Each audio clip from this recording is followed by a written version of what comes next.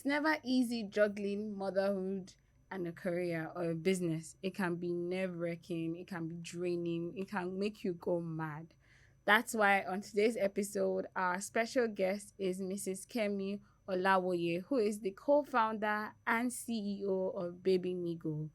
Babymigo is an online African parenting community that caters to expectant mothers and mothers. On today's episode, we'll be talking about how to juggle motherhood and business and career. So trust me, you don't want to miss this. My name is Monique and this is Allure. Hi Kemi, how you doing this morning, this afternoon? Very well, thank you. So yeah, our topic for today is the millennial mom juggling work and motherhood.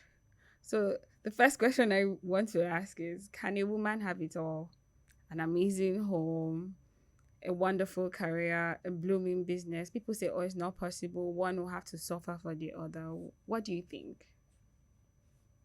I think it's absolutely possible to have it all. I think the biggest thing for me is what is our definition of having it all? Mm-hmm. Um, so usually people feel like well, having it all means that having it all at every single point in time, and that's where we kind of get it wrong. So you Yeah, can have it all in general, but you may not be able to have it all every single time, right? It's always difficult to at every single point in time maintain like a 50-50% balance at the home front, at the work front, at the caring for the kids. Sorry for me caring for the kids and all of that. So I feel like it's possible to have it all in general, and just always be discerning, like know that okay, you know what, at this point, okay, say for example, for us, for example, we launched a product. We've done two key launches since the beginning of this year, and of course, when it's launch time, mm-hmm. we're very busy. There's a lot going on, and at that time, to be honest, I would say that like 80% of my attention is usually on the On the launch of job. that product. Whatever it is that we're exactly. So at that time, I mean, it's just logical to know that I may not be able to give like a 50%. At the home front, and Mm-hmm. so, when we're done with the launch, for me to know that, okay, you know what, I've spent like the past 2 to 3 weeks doing all of this. It's time for me to now, um, Focus. kind of do a couple of things with my family. Yeah. Exactly. So I think it's just really finding that overall balance. And by balance, again, it's important for me to reiterate that balance is not like every single point in time. Mm-hmm. Balance can just be, in general, and not like saying every time I must be doing this, every day I must be doing this, and all of that. You just you Yeah. just even kill yourself. Because I feel that so many, like you said, so many people get it wrong. They feel they have to get everything together at the same time. Your business is blooming, you're there for the kids before they go to bed. Like everything is happening at the same time and it's smooth. Yeah, I think that mindset is flawed because that's Yeah. why your scale of preference comes in. It's not like your family is not important at this particular point in time, but oh, like you said, you're launching a new product at your business or work. You're going to have to spend more hours for this particular point in time at work. And when that project is over, you can now find like your rhythm again. Yeah, that's true. So how do you think, like, with technology and change of time, how do you think like this present generation is having it when it comes to motherhood? Do you think things are now easy? It's not like when our mothers were young with us and they didn't have technology to help. What do you think? Do you think like the dynamics have changed and things are more easier? I'd say that I'm sorry. I'd rather just share like the pros and the cons. All right. So in terms of technology, we had the good and then of course we've had the bad part of it. So in Absolutely. terms of the good, I feel like the advent of technology has helped moms, Mm-hmm. um, parents in general to have access to information. Yeah. So, which I mean, is kind of the space that we play at Baby Miko. So, I mean, in those days, 30 years ago, with our parents, if they had an issue, I mean, your baby could be having like a fever at the middle of the night at 2 a.m. at night. And in that case, it it was hard for you to maybe either check Google or either like make a call to a pediatrician or have a Mm-hmm. virtual consultation or whatever it is. But with the advent of technology, it's now easier to be well informed, which, like I said, is like the space where we play at Babymigo. So it's easier Yeah. for you to be well informed. It's easier for you to access healthcare professionals, experts in general. Mm-hmm. Even like literally, I mean, I remember during the COVID period, and I remember during the COVID period, and a lot of schools rather pivoted to a lot of schools pivoted to online learning. Yeah. Right, it was easier. I mean, that would definitely have not been possible in the Yeah. time of, True. you know, but now it's very much possible. And however, the con part of it is that, I mean, because of the advent of technology, there's not a lot of exposure to inappropriate content. So it's Yeah. easier for your child. So like parents are now having to do a lot more work in terms of, knowing what their kids are doing, knowing what exactly is happening, monitoring. I could share lots of stories, but we just recently saw like a 10-year-old who Mm-hmm. unfortunately was, caught, had like recorded an explicit content with, Wow. other boys. I Yeah. mean, we had I that think I at heard the of it. school. I Yeah. mean, I wouldn't want to mention names, but you know Yeah. what I mean. And we've even seen like 6-year-olds, 4-year-olds on the internet doing inappropriate things. So it's very unfortunate. Um, it's quite unfortunate what is happening. But I think that all of this was definitely the cons of technology. Yeah. True. Because now, like, people have so much information. That time it was limited, and with great information comes a lot of sieving the wheat from chaff, and like you have to be present and everything. You can't. It's not like time when your mom is not around. Oh, go stay in that auntie's house or that uncle's house. Like everything is just moving fast. Yeah, I absolutely agree. It's Exactly. crazy. So Exactly. you know when like a woman gives birth, she's there with her child for 3 months, she's on maternity leave, and it's time to go back to work. What are those things that women face, and how can they solve the problem of returning back to work, like after giving birth to a child, and they have this particular problem, and how can they solve those problems? Well, I think that that's like one of the most difficult things for moms. Yeah. There are a lot of challenges, and I'll just like pick two or three to share. So the first one is usually the emotional challenge that comes with Mm-hmm. leaving your baby and going back to work, especially for moms that don't work remotely and work, On have to go to site, like the yeah. office and all of exactly. Um, it's a big issue for you to leave your baby because you spend like 3 months usually in many cases bonding with your baby. And to be honest, no matter how, even if you have like your mom, you have like family members and all of that, it's tough for you to trust people Yeah. with your baby. Like there's just like so many questions, going through your head. Look, can they really care for my baby? How do I leave my baby? You go to work. I mean, work starts usually at 9. Let's say you resume, you have to leave the house at early at 7. You're back maybe at 7. Imagine leaving your baby like a 3 month old baby for 12 hours as a new mom. So I feel like the first thing is the emotional challenge. The Mm-hmm. second thing is really because of the changes that moms go through Yeah. during pregnancy and postpartum. To be honest, many moms are not usually fully there yet to go back to full work, True. but people have to do it because they need to make money. Mm-hmm. So they have to do all of these things. So I feel like women are not usually there yet, but they just have to go back to work.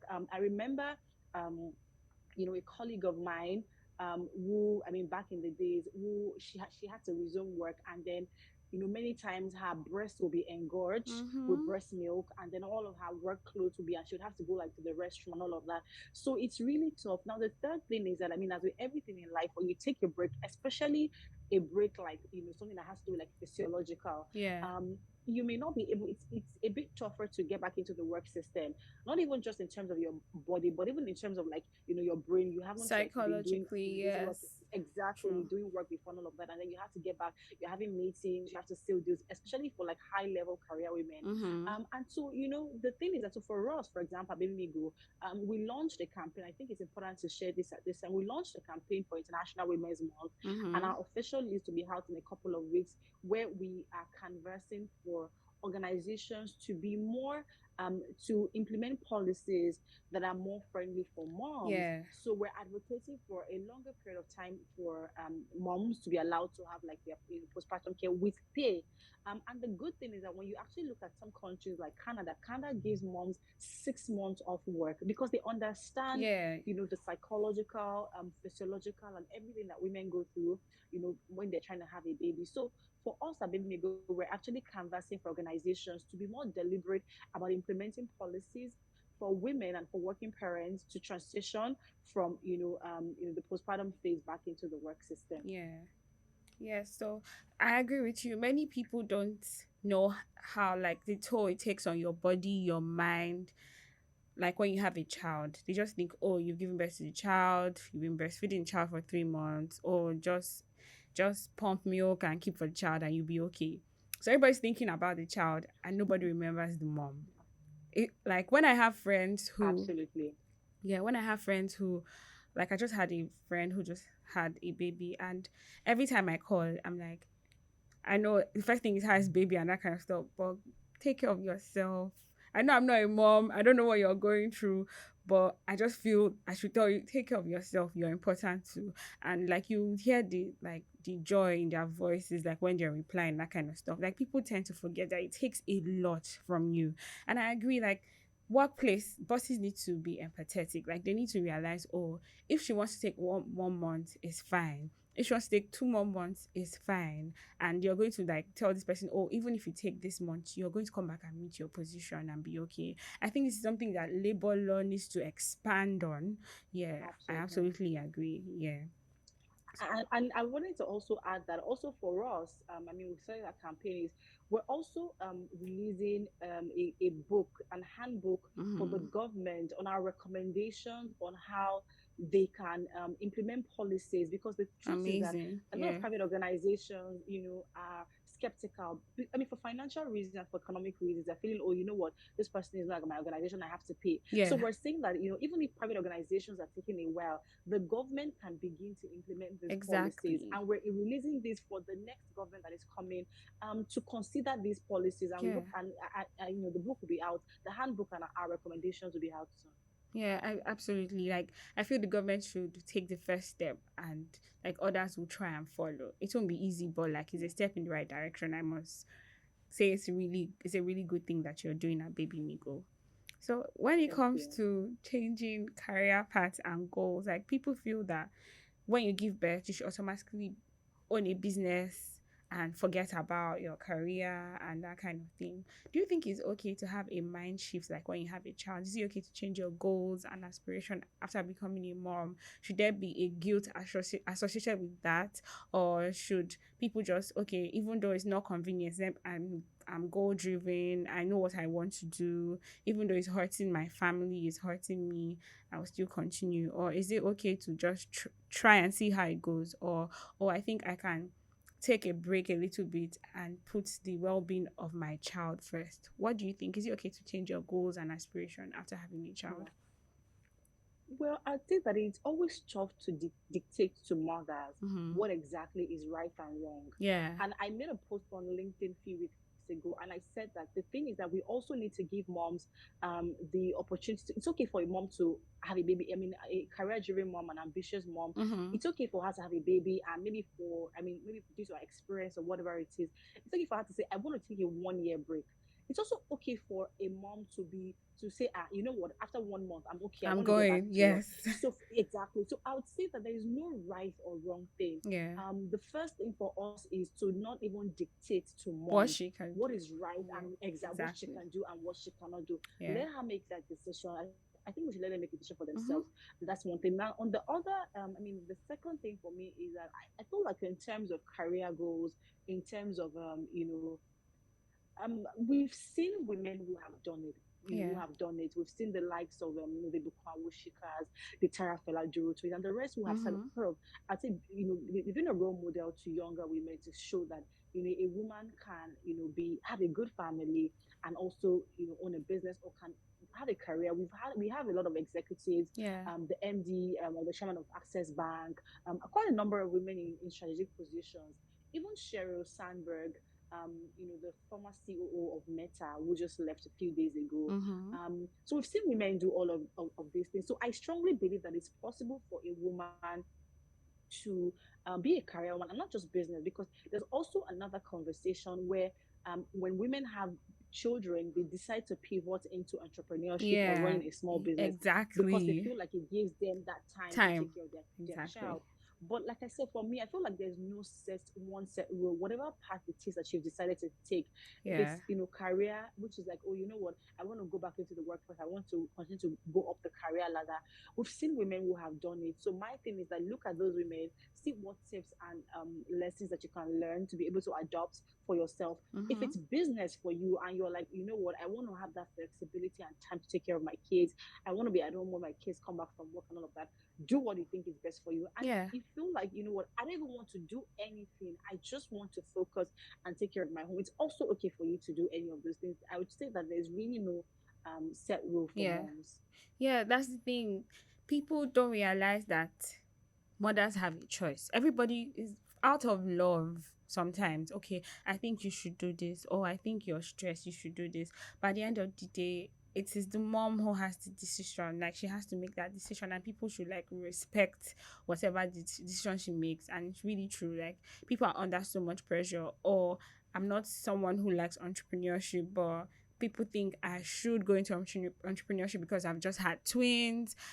Daycare is very expensive, this is this. And Yeah. like you said, like, the mother needs to have a discussion with herself especially, and make the right choice for herself and not just other people around her, because she will have to live with her own decision at the end of the day.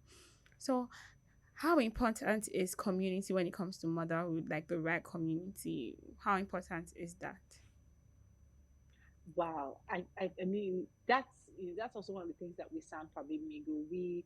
And I'll just share a quick background, what sort of prompted us to start what we do. Yeah. I had worked as a physiotherapist in a hospital, and I led the women's health unit. Mm-hmm. And, every Wednesday I would work with the women to carry out like the antenatal physiotherapy sessions. And one Mm-hmm. thing that I found was that when every time these women rather would come together, they would, even after their sessions, they wouldn't want to go. They would want to bond, they would want to share, they would want to talk to one another, share Yeah. experiences and all of that. So, one major issue, is community. Yeah. Moms community is like is extremely important for women, because Mm-hmm. it's important that you're in a community of women that are in that same phase, that are in that same They in the understand what same you're stage, going through. as Yes. Yeah. exactly, like, do you understand what you're going through? So I feel like community is extremely important. And even isolation, it's what births things like postpartum depression, even prepartum depression. We're beginning to see a rise in prepartum depression, where women are even, going through depression even prior to, even before actually having their baby. So Yeah. I feel like community is extremely important, because you can share your experiences, you can discuss, you can share tips and all of that. And that's one of the things that we stand for. When you go to our platform, you will see that we have over 50 communities for women Mm-hmm. to join different, parts, twin mom, twin mom, single mom, even with moms that have children with special needs, Mm-hmm. which is also, another big conversation for another day. Yeah. So you talked about what you do for moms. Can you just tell us, like, the things that you do? Do you just only have groups? Because when I went on your website, I saw that you can arrange like antenatal classes and that kind of thing. So just expatiate and tell us like what you do in general, so that people listening will have an Okay. idea. Well, Babymigo is Nigeria's largest and fastest growing parenting community. Mm-hmm. I mean, we're solving three key problems for moms and for parents. One is that we're providing access to community. I mean, just like we shared earlier, Mm-hmm. in that question, community is extremely important for moms to thrive. Yeah. If we don't want to have moms who are just, who are just trying to survive, we want moms that are thriving and are Yeah. blossoming. Community is an extreme part of that. And if we even look at like other sectors, finance and the rest, we'll see the impact that community has had in all of those areas. The second problem that we're solving at Babymigo is that we're providing access to locally relevant, culturally relevant health information, Amazing. resources, and products. Yeah. Now, one thing that we have found is that, when you check on the internet, there are a lot of resources for moms, there are a lot of resources for parents, but are these resources localized? Are they Exactly. culturally relevant Yeah. to the African context? Yeah. Because it's important for us not to liken ourselves to The the Western Western world. world, Yeah. and yeah, the Western comes and feel like, oh, we all have the same problems. We don't have the We same don't. problems. We don't have the same healthcare systems. We Yeah. don't have the same cultural beliefs. I mean, those in the Western world don't force feed their babies. Mm-hmm. Those in the Western world don't put a thread on their baby's head for hiccups. Yes. Those in the Western world don't take agbo Yeah. to be able to turn their baby's head. I mean, there's just so many cultural issues, things that are specific to the Nigerian system. Mm-hmm. And so, what we do at Baby Migo is that, a second problem that we're solving is to provide access to locally and culturally relevant information and resources. And I mean, part of the resources and products that we do is just something that you said are antenatal classes. We Yeah. have detailed antenatal classes, for women, and quite a number of other products. And then the third thing, that we're solving at Baby Migo is also that we're providing access to medical. Okay, so thank you, it's also that we're providing access to medical experts. So we know that Nigeria, unfortunately, because of the brain drain that our Mm-hmm. healthcare system is currently experiencing, the ratio of doctors to one Nigerian is 1 to 6,000. It's Wow. ridiculous. So it means That's that one what? doctor is catering to about 6,000 Nigerians. 6,000 Yes, patients. That's crazy. it's very worrisome. Unlike developed countries where we have a ratio of 1 to 600. And so what we're doing, because our niche and our focus are moms and children, is that we're allowing moms and children to be able to access medical experts remotely, including women that are vulnerable women in hard to reach areas. So we have a virtual system that allows moms at a very affordable rate to speak with doctors, specific doctors and experts in women and family health, gynecologists, pediatricians, and Mm-hmm. the likes. Yeah, what I like about what you guys do at Baby Migo is that you are making it localized. Like you said, there are a lot of information on the internet, but the problem is it's not tailored to who we are as Africans, like you said. So I think it's really amazing that there's many women think, oh, I'm a woman, the woman in Australia is a woman, the woman in Canada is a woman.